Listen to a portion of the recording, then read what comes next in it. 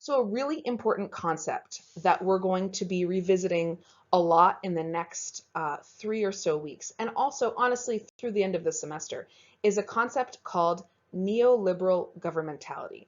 Now, it's a mouthful, so I'm going to break it down into its two-word definitions, and then I'm going to bring you back into understanding what it has to do with self-improvement and productivity.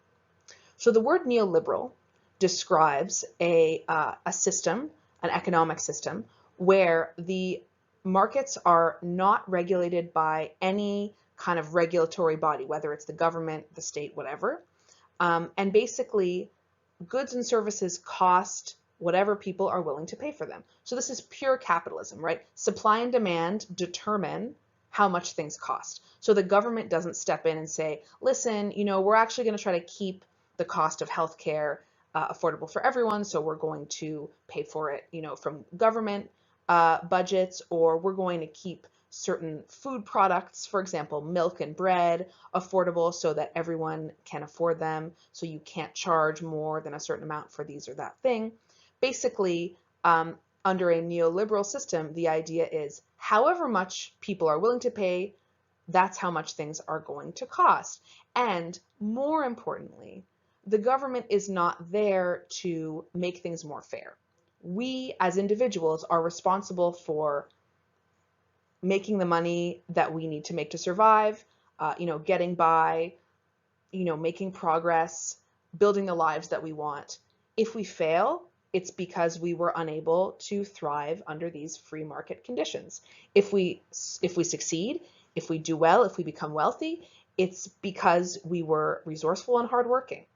And so under a neoliberal system, yes, it describes an economic system where the free market rules, but it also describes an ideological system where individuals are on their own to earn money and protect their interests. The government is not there to support you. And we are not, in a neoliberal system, we're not thinking in terms of community interdependence and people asking for and receiving help from each other.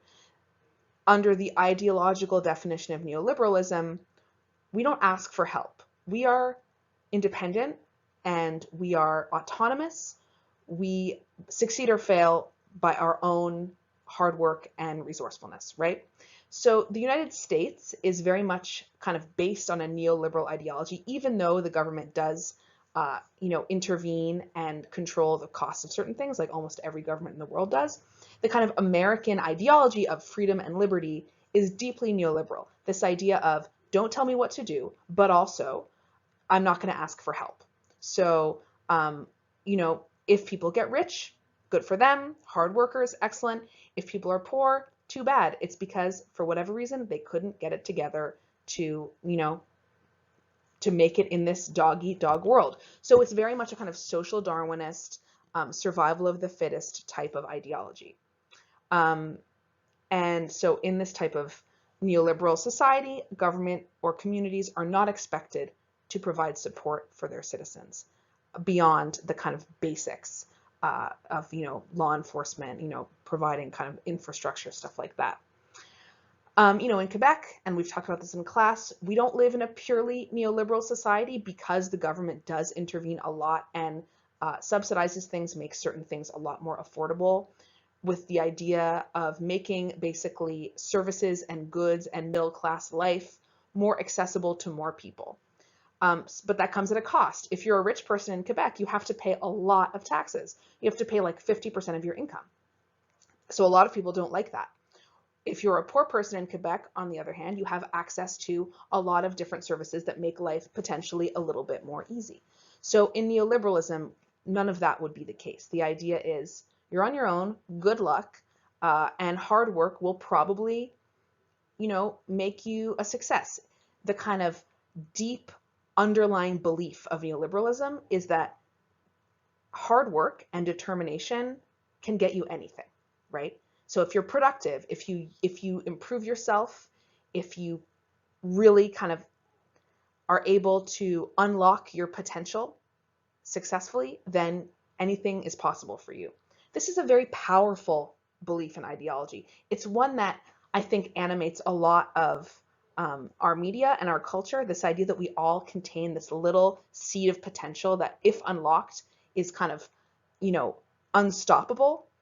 And the truth of the matter is that that's not true, right? Not everyone has the potential to be super wealthy or super successful. People have all different kinds of abilities. And all different kinds of limitations and weaknesses and frailties.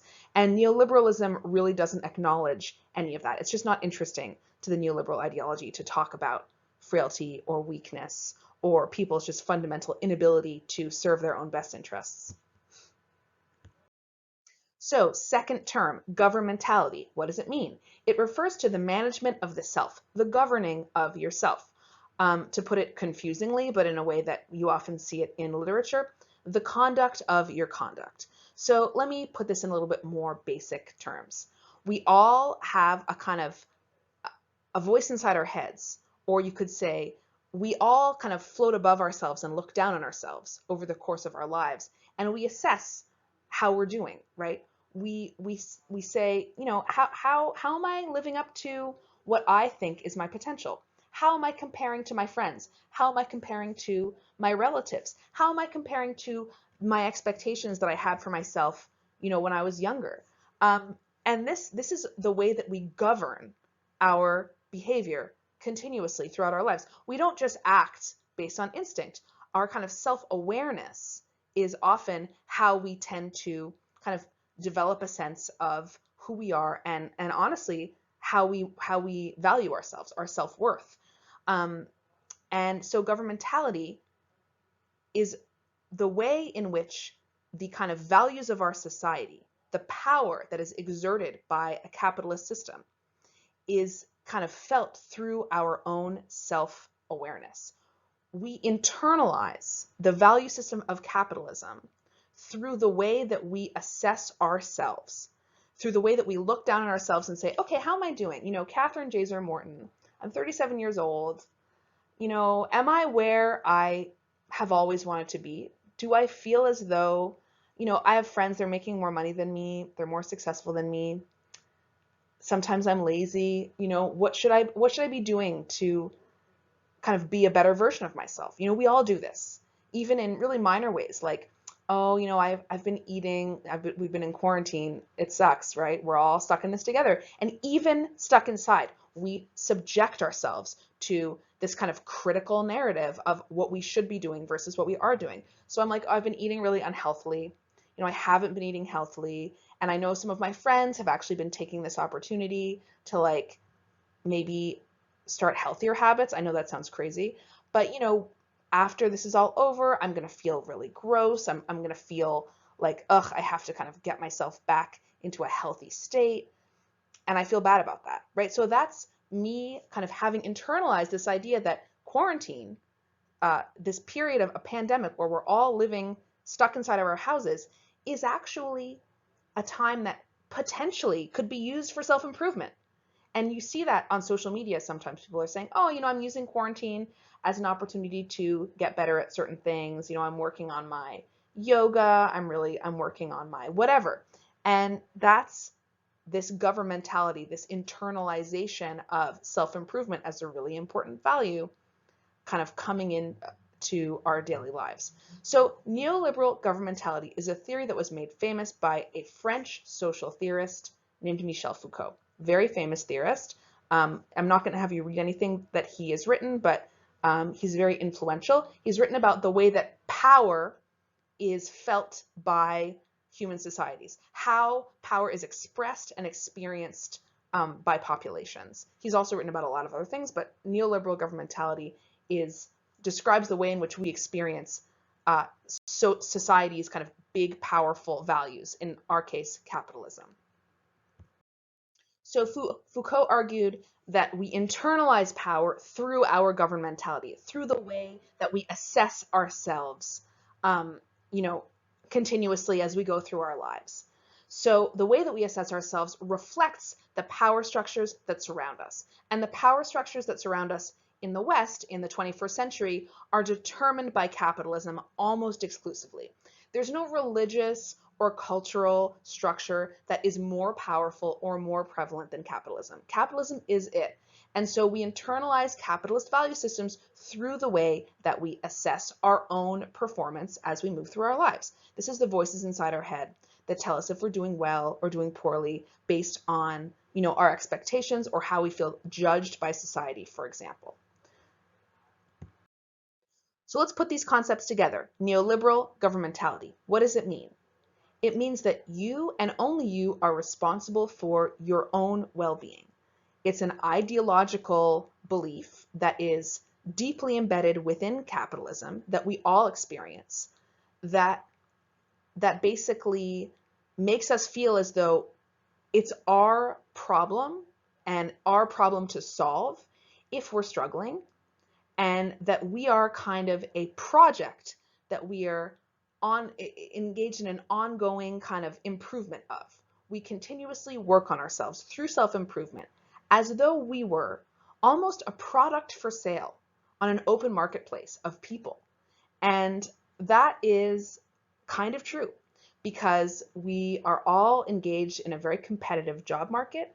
We're also even in some ways engaged in a competitive social world, right? We want to be attractive and interesting and compelling for our friends, for our potential romantic partners, also for potential employers. And in order to make ourselves attractive and compelling and interesting, we tend to try to improve certain aspects of ourselves in order to make ourselves essentially more appealing commodities. We're upgrading ourselves. And even people who have really good self-esteem, who are very self-accepting, even people with very healthy sense of self, right? We talk about good self-esteem, confidence. People who are confident and happy are still engaged in this work, right? Often more than unhappy people. So it's not that we necessarily think there's something wrong with ourselves that we have to fix. We're just constantly thinking about ways that we could be better, right? And that is how we internalize neoliberalism.